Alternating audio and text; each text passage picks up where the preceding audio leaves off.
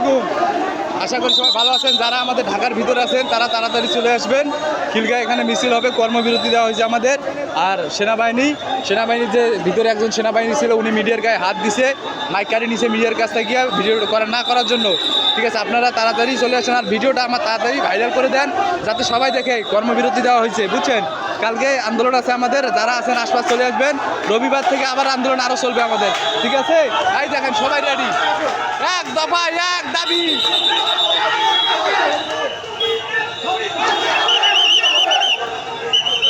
মানতে হবে, মানতে হবে।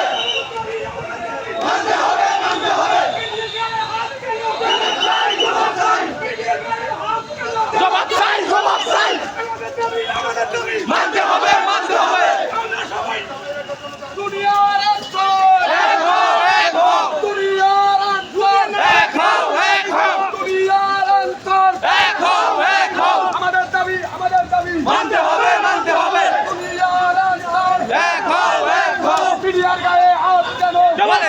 জবাব